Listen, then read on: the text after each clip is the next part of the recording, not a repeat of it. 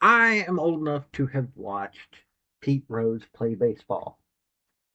And now I didn't get to see him in his prime. I did get to see what an amazing person that he was. This is a man that if you never got to see him play, I feel sorry for you.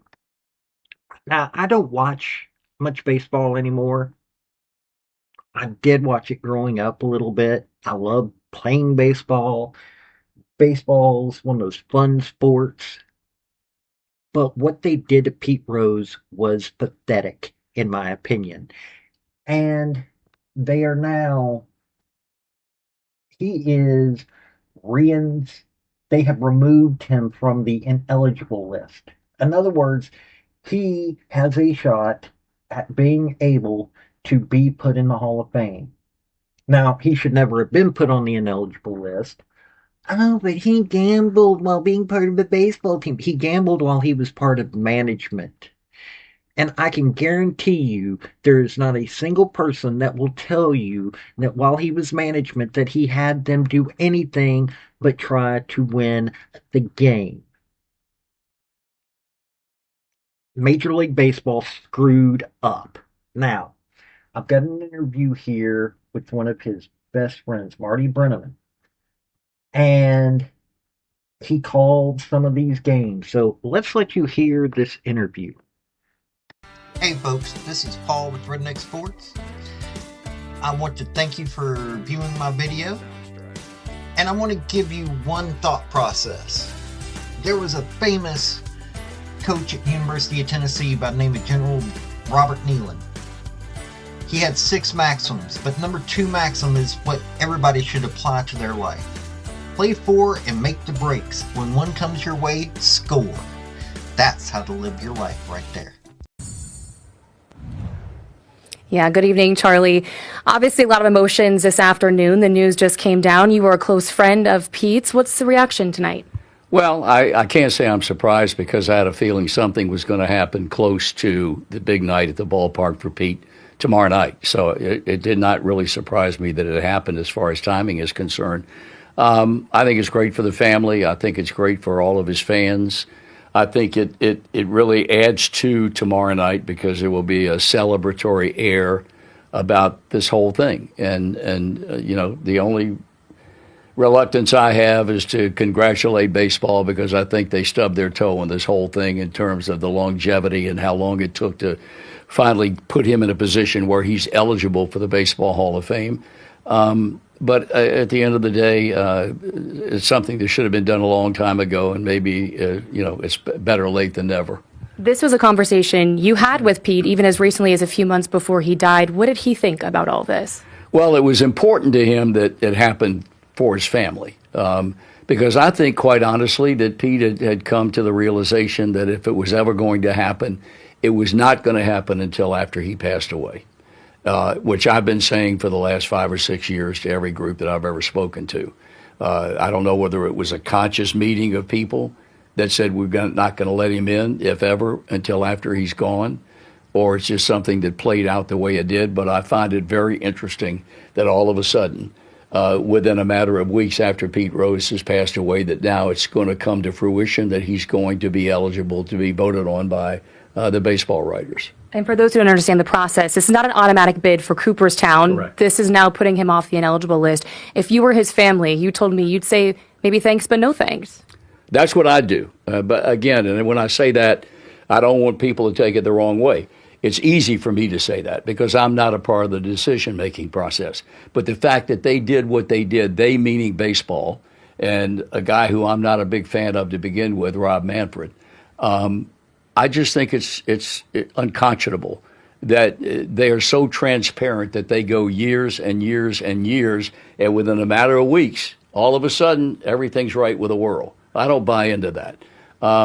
But if I were his family, and I'm not, I would wait until this thing played out and not have an opinion one way or the other. And when the call comes, if it comes, that your dad has been elected into the Baseball Hall of Fame, I would say thanks, but no thanks. That as a family, I would not want anything to do with that. Now, I think if they vote him in, he's going in regardless. but they would get no cooperation from me as far as the family is concerned. You want to talk about timing, tomorrow being the big game to honor Pete. You're going to be there. How do you think all of this plays into the significance of tomorrow night? Well, I think, like I said, it's going to change the air radically because there's going to be a feeling of celebration. This event tomorrow night is very important to his kids, especially his oldest daughter, Fawn, and the fact that she desperately wanted this thing tomorrow night to be about Pete and a bit of his relationship with the fans that so loyally stood by him through all the good and the bad. And she's done a remarkable job in working with the Reds in making what I think is going to be a very, very special night. And this, from a fan perspective, simply adds to it. This was one of your closest, dearest friends. What do you want the fans who didn't have a chance to know Pete to know? Well, I don't think I need to tell anything about Pete that fans don't know. This is the most provincial city in the United States. He's a kid who was born and raised on the West Side. And through all the bad things that have happened in his life, a lot of which he was responsible for, the loyalty that this city showed has never wavered as far as their love for him is concerned. And I think that says something about the city of Cincinnati and what makes this town so special, unlike so many others. But I'd be interested to know if he is going to be smiling down on that event tomorrow night or whether he's going to be frowning because he's thinking, why the heck did it take as long as it did to make me eligible? And you told me once, for a lot of the longtime Reds fans, they already feel like he's in the Hall of Fame, whether he's actually there or not. Yeah, I think people feel that way. I think if you took a vote, not only of the city of Cincinnati, but if you took a vote of baseball fans across the country, they would say that. But that's irrelevant. He's going to be. I think he will be voted in by the baseball writers, and quite honestly, I think there will probably be pressure brought to bear on the Baseball Writers Association because now he's eligible, and I think it would be a black mark against a game of baseball if he were not elected to the Hall of Fame by the baseball writers. Marty, always a pleasure to talk with you. We're excited to see you tomorrow night at the ballpark. Going to be a really special night. Obviously, lots more reaction to get to from lots of fans out there. So for now, I'll send it back to you both in the studio. All right, there you have it. Hall of Fame broadcaster Lindsay, thanks so much. And thank you, Marty Brenneman, for your words.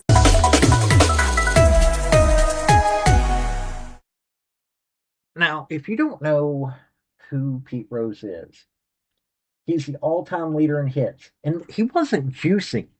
He was the all-time leader in hits, games played, at-bats, singles, and outs. Won the World Series 3 times in his career, twice for the Reds and once for the Philadelphia Phillies. Born April 14th, 1941, died last year, September 30th, 2024.